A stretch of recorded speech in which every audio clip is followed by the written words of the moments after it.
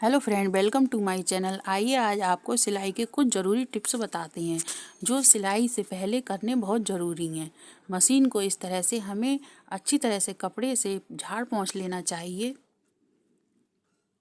उसके बाद फिर हम प्लेट जो जिसके ऊपर सुई चलती है उसे हम खोलेंगे।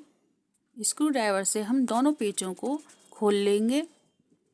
कुछ बहनें हमारी ऐसी होती हैं जो मशीन घर पर जो रखी हुई होती है वो मशीन कम चलती है, इसलिए उसी तरह मशीन उठाकर वो सिलाई करना शुरू कर देती हैं, जिससे सिलाई ठीक नहीं आती है। पहले हमें मशीन को अच्छी तरह से साफ़ कर लेना चाहिए, उसके बाद सिलाई करनी चाहिए, जिससे सिलाई अच्छी होगी।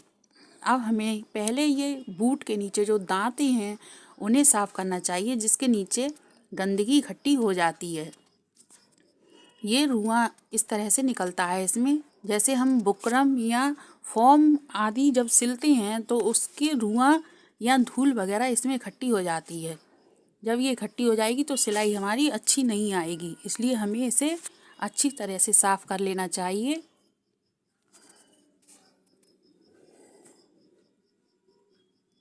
और उसके बाद फिर हम इस प्लेट को किस प्रकार लगाया जाता है वो बताएंगे। अच्छी से साफ़ करने के बाद फिर हम प्लेट को इस तरह से रखेंगे और हल्के से पेच कसकर पहले सुई को नीचे करके देखेंगे कि सुई जो छेद होता है उसमें बीचों बीच में आ रही है या नहीं। धीरे से हम सुई नीचे करेंगे। जब हमारी सुई बिल्कुल ठीक बीचों बीच छेद में आ रही हो तभी हमें पेच को अच्छे से कसना चाहिए। दोनों पेचों को फिर कस के स्क्रू ड्राइवर से कस दें।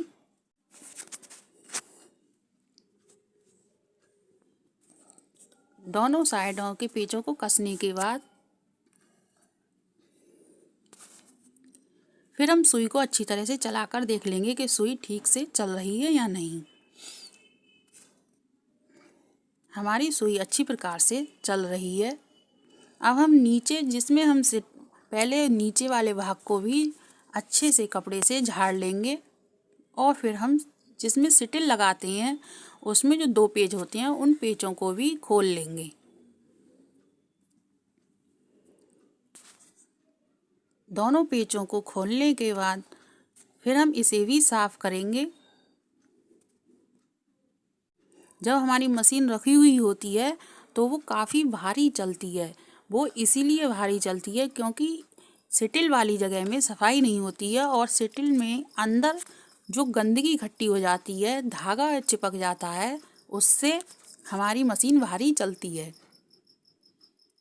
इस तरह से खोल के हम इसे अच्छी तरह से साफ़ कर लेंगे और उसके बाद सिटिल वाले भाग को पूरा खोल लेंगे।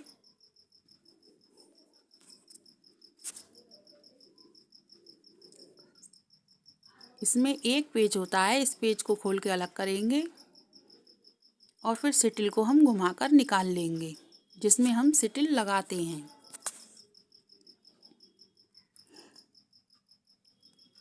उसके बाद कपड़े से इसे अच्छी प्रकार से साफ़ कर लेंगे।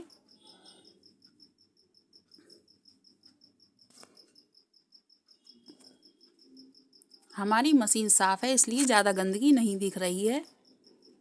उसके बाद इसमें एक चीज़ और होती है, इसे भी अलग कर लेंगे और अच्छे से बड़ी वाली सुई से हम इसे साफ़ करेंगे। जब आप इसे साफ़ करेंगे तब देखेंगे कि इसमें अंदर काफ़ी गंदगी इकट्ठी हो जाती है। इसे निकालने के बाद फिर हम इसमें मशीन का तेल लगा देंगे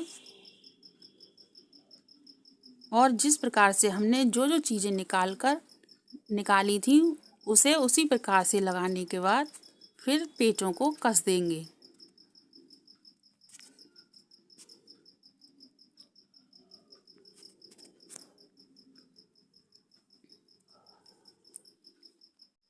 दोस्तों, अभी तक आपको अगर हमारी वीडियो पसंद आई हो तो प्लीज़ हमारे चैनल को सब्सक्राइब कर लें। अगर सब्सक्राइब कर लिया है तो धन्यवाद। उसके साथ साथ लाइक एंड शेयर भी कर लें, जिससे हम आपको अगले वीडियो की नोटिफिकेशन भेज सकें। अब इसे इस तरह से रखने के बाद फिर पेच को हम कस देंगे और इस भाग को मशीन में लगाकर दोनों साइडों के पेचों को भी स्क्रू ड्राइवर से कस देंगे। अभी हम आपको कुछ और टिप्स बताएंगे जो सिलाई के लिए काफ़ी ज़रूरी हैं। फिर हमें मशीन में नीचे के भाग में तेल लगाना है। इसमें जो छोटे छोटे छेद होते हैं उनमें तेल ज़रूर लगाएं, जिससे हमारी मशीन में अंदर तेल पहुंच जाए और मशीन हमारी हल्की हो जाए। नीचे के भाग में लगाने के बाद फिर हम ऊपर के भाग में भी जहाँ जहाँ छेद होते हैं वहाँ तेल लगा दें। उसके बाद अब हम आपको कपड़े पर सिलाई करके दिखाएंगे। हमने नीचे वाइट कलर का धागा लगाया है और ऊपर येलो कलर का, जिससे आपको आसानी से दिख सके कि ऊपर की सिलाई कैसी है और नीचे की सिलाई कैसी है। ये देखिए हमारे नीचे की सिलाई ऊपर की सिलाई हमारी इस तरह से लच्छे बनकर आ रही है। अब हम आपको बताएंगे कि ये लच्छे बनकर क्यों आते हैं। ऊपर जो हमारा स्प्रिंग होता है जिसमें हम धागे को घुमाकर निकालते हैं, उस स्प्रिंग में इस तरह से या तो कपड़ा फंसा हुआ होगा छोटा मोटा या कोई धागा फंसा हुआ होगा, इसलिए उसमें लच्छे आते हैं, या वो स्प्रिंग ढीला होगा। उस स्प्रिंग को आप आसानी से इस तरह से कस दें।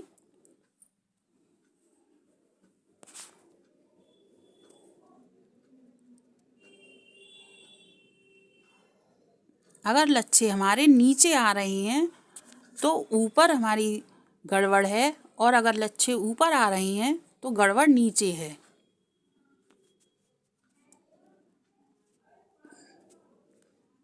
ये बात आप हमेशा ध्यान रखें। अब देखिए अब हमारी सिलाई बिल्कुल ठीक आ रही है, अब बिल्कुल भी लच्छे नहीं आ रहे हैं।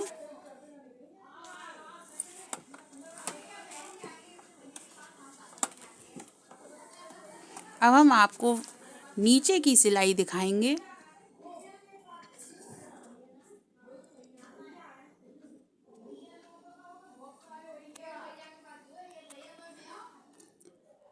अब देखिए ये हमारी वाइट कलर के धागे में लच्छे आ रहे हैं, यानी कि अब हमारा सिटिल में कुछ गड़बड़ी है। तो हम इस प्रकार से सिटिल को देखेंगे। जहाँ से हम धागा निकालते हैं उसमें गड़बड़ी होती है, तो हम सुई की सहायता से इस तरह से धागे को निकाल देंगे।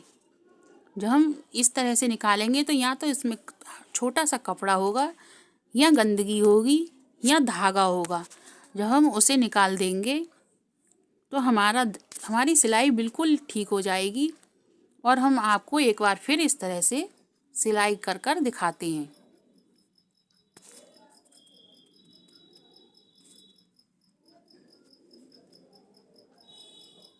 अब देखिए हमारी सिलाई बिल्कुल ठीक आई है। इस तरह से हम कुछ ज़रूरी टिप्स द्वारा अपनी मशीन को ठीक कर